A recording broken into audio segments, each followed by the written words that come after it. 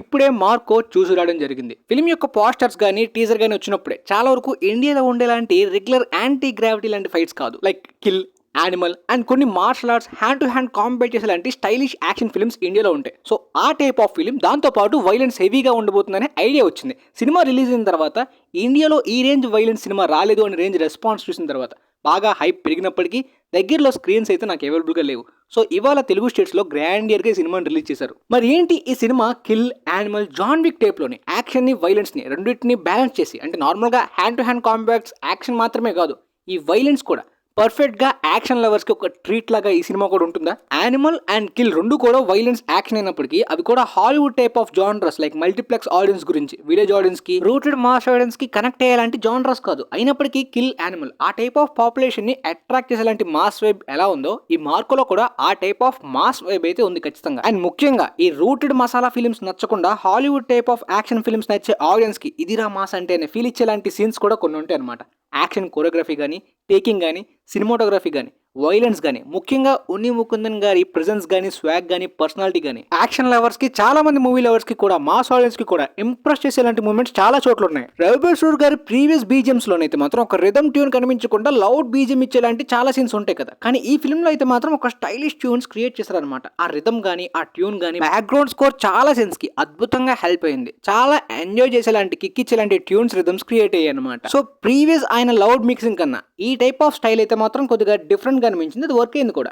Minus points కూడా film లో ఉన్నాయి, కానీ ఈ చివరిగా చెప్పాలనుకున్న ప్లస్ పాయింట్స్ అయితే మాత్రం కొన్ని యాక్షన్ సీన్స్ లో ఇంటెన్స్ అండ్ సస్పెన్స్ అనేది వేరే లెవెల్ కి తీసుకువెళ్ళి మొత్తం సీటేజ్ ఫీల్ ని క్రియేట్ చేసి మంచి థ్రిల్ అయితే మాత్రం చాలా సీన్స్ లోని జనరేట్ చేయగలిగారు. అదైతే మాత్రం మంచిగా ఎంటర్టైనింగ్ గా ఉంది. ఇంకొకటి ఉన్ని ముకుందన్ గారి ప్రెజెన్స్ అండ్ స్వాగ్ తో పాటు ఆయన పర్సనాలిటీ కూడా హెవీగా ఉంటుంది. లైక్ హాలీవుడ్ లో డ్వేన్ జాన్సన్ కాదు, ఇండియాలోని జాన్ అబ్రహాం అనొచ్చు. చాలా heavy and strong bulk body లాగా, కానీ అది సరైన మూమెంట్ లో రివీల్ చేస్తేనే మంచి కిక్ వస్తుంది. సో అలాంటి హీరోయిక్ మూమెంట్, పర్ఫెక్ట్ ఎలివేషన్ అయితే మాత్రం ఒక సీన్ లో క్రియేట్ అవుతుంది. Last 30 minutes heavy blood bath and violence ఉంటుంది. క్లైమాక్స్ యాక్షన్ సీన్స్ బాగున్నాయి, కానీ ప్రీ క్లైమాక్స్ లోనే దాని గురించి తర్వాత మాట్లాడుకుందాం. సినిమాలో ఉన్న మైనస్ పాయింట్ ఏంటంటే ఫస్ట్ హాఫ్ చాలా ప్రిడిక్టబుల్ గా ఉంటుంది అనమాట. మనం చాలా revenge stories like revenge action films చూస్తుంటాం, కాకపోతే ఒక సస్పెన్స్ కానీ, అన్ప్రిడిక్టబుల్ మూమెంట్స్ అనేవి క్రియేట్ అవ్వకుండా ప్రిడిక్టబుల్ గా సినిమా వెళ్తుంది అనమాట. ఈవెన్ సెకండ్ హాఫ్ లో చాలా ఎంగేజింగ్ మూమెంట్స్ ఉన్నాయి. ఈవెన్ ఫస్ట్ హాఫ్ లో కూడా యాక్షన్ సీన్స్ జరుగుతున్నప్పుడు మాత్రం పక్కకి తిప్పుకోలేనంత ఎంగేజింగ్, సస్పెన్స్, ఇంటెన్స్ అయితే మాత్రం బాగా క్రియేట్ అయింది. బట్ ప్లాట్ అండ్ ఎమోషన్ లోని అది మిస్ అయింది. అండ్ స్క్రీన్ ప్లే ప్రిడిక్టబుల్ గా చాలా సీన్స్ లో వెళ్ళడం కూడా ఒక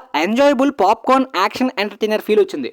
ఏంటిది కిల్ అండ్ యానిమల్ కి మించిన సినిమా అన్నారు, కానీ నాకు అక్కడ కిల్ అండ్ యానిమల్ కి కనెక్ట్ అయినట్టు ఇక్కడ కనెక్ట్ కాలేదే అని ఫీల్ వచ్చింది. యానిమల్ లో కొన్ని సీన్స్ డ్రామా ఎమోషన్ బాగా వర్క్ అయ్యేలాగా క్రియేట్ చేస్తారు. అండ్ కిల్ లో కూడా ఒక థ్రిల్లర్ వైపు తోటి ఎమోషనల్ యాంగిల్ అయితే కనెక్ట్ అయింది. యానిమల్ ఫస్ట్ హాఫ్ లోని డైలాగ్స్ గానీ, కన్వర్జేషన్స్ కానీ ఒక ఇంట్రెస్టింగ్ అండ్ యూనిక్ డైలాగ్స్ రాసినట్టు ఉంటుంది. బట్ ఇక్కడ మార్కోలో అలాంటి రైటింగ్స్, డైలాగ్స్ ఏం కనిపించవు ఫస్ట్ హాఫ్ కానీ, సెకండ్ హాఫ్ కానీ. ఎమోషనల్ యాంగిల్లో కానీ థ్రిల్ ని జనరేట్ చేయడంలోని కిల్ చాలా న్యాచురల్ గా, సటిల్ గా, అద్భుతంగా జనరేట్ చేసింది. కానీ ఇక్కడ ఎమోషన్ ని పుట్టించడానికి వరస్ట్ స్పూన్ ఫీడింగ్ ని వాడుకున్నారనమాట. అంటే వైలెన్స్ ని, గోర్ ని ఎక్కువగా చూపించి ఎమోషన్ ని జనరేట్ చేయడానికి ప్రీ క్లైమాక్స్ లో వాడుకున్న కొన్ని సీన్స్ బాగా డార్క్ అండ్ డిస్టర్బింగ్ గా, లిటరల్లీ ఒక horror or psycho killer films చూస్తున్నట్టు, లైక్ టెరిఫైర్ ఫిల్మ్స్ ఎంత డిస్టర్బింగ్ గా, ఎంత డార్క్ అండ్ ఇరిటేట్ చేసేలాంటి కొన్ని సీన్స్ ఉంటాయి కదా టెరిఫైర్ 3 ఫిల్మ్స్ లోనే, సేమ్ అలాంటి టైప్ ఆఫ్ సీన్స్ అయితే ప్రీ క్లైమాక్స్ లో క్రియేట్ చేశారు. అది ఓవర్ గా పెట్టినట్టు, లిమిట్స్ లేకుండా పెట్టారు అనమాట. సో దాంతో ఎమోషన్ ని జనరేట్ చేయడానికి పెట్టారా, లేదంటే రైటింగ్స్ లోని, ప్లాట్ లోని వీక్ అయి ఉన్న సినిమాని ఈ వైలెన్స్ అండ్ ఈ గోర్ మూమెంట్స్ తోటే డిపెండ్ అయ్యి దీని ద్వారా ఎలివేట్ చేద్దామని ఫిక్స్ అయ్యారేమో కానీ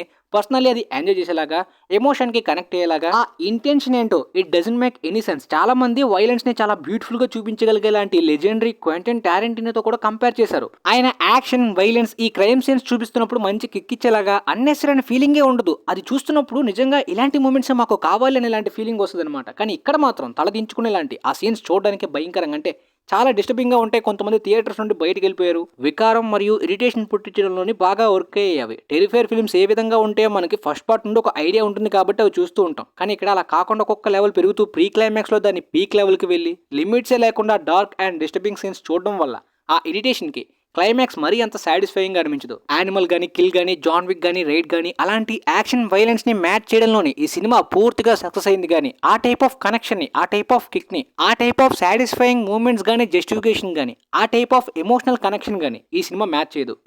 సో ఆ ఫిల్మ్స్ని కంపేర్ చేస్తూ ఆన్లైన్లో ఎవరైతే గ్లోరిఫై చేస్తున్నారో అవి నమ్మి మీరు వెళ్తే ఖచ్చితంగా డిసప్పాయింట్ అయ్యేలాంటి మూమెంట్స్ ఉంటాయి. కానీ ఒక పాప్కార్న్, టైం పాస్, యాక్షన్, మంచి మాస్ ఎంటర్టైనర్ చూద్దాం అనుకుంటే మాత్రం ఈ సినిమా వర్త్ అనిపిస్తుంది. అండ్ ఇండియాలో ఎప్పుడు చూడని ఇలాంటి వైలెన్స్, యాక్షన్ సీన్స్ కూడా చూపిస్తుంది. ఈ ఇయర్ టాప్ 10 బెస్ట్ ఫిల్మ్స్ లో కిల్ సినిమా కూడా ఉంటుంది కాబట్టి దీన్ని కూడా యాడ్ చేయాలా చూసిన తర్వాత డిసైడ్ అవుదాం అనుకున్నాను, కానీ చూసిన తర్వాత అయితే మాత్రం టాప్ 10 లో ఉండేలాంటి ఫిల్మ్ లా కాదనిపించింది. ఫైనల్ గా ఈ ఫిల్మ్ కి నేను ఇస్తున్న రేటింగ్ 7.8/10. ఈ ఇయర్ మలయాళం మెయిన్ స్ట్రీమ్ నుండి బ్రహ్మయుగం గానీ, ఆవేశం గానీ, మంజుమెల్ బాయ్స్ గానీ, గోట్ లైఫ్ గానీ ఎన్నో క్లాసిక్స్ లాంటి ఫిల్మ్స్ వచ్చాయి. మరి ఇది అలాంటి క్లాసిక్ ఫిల్మ్ అయితే కాదు, కానీ గుర్తుండిపోయేలాంటి యాక్షన్ మూమెంట్స్ ఉంటాయి కాబట్టి ఖచ్చితంగా క్లాసిక్ ఇంపాక్ట్ కూడా చాలా మందికి ఇవ్వచ్చు. ఆ type of never before Indian cinema moments create చేశారు కాబట్టి. పోతే కిల్ లో మార్కోలో ఇండియన్ సినిమాలోనే నెవర్ బిఫోర్ రేంజ్ అనే టైప్ ఆఫ్ యాక్షన్ కొరియోగ్రఫీని క్రియేట్ చేసిన ఈ టీమ్ ఇండియాలోని బిగ్ పాన్ ఇండియా ఫిల్మ్స్ కి కూడా వర్క్ చేస్తే ఇదే type of action intense choreography never before law create చేస్తే మాత్రం ఆ ఇంపాక్ట్ ఇంకొక లెవెల్లో ఉంటుంది. ఈ ప్యారడీ స్పూఫ్ టైప్ లోని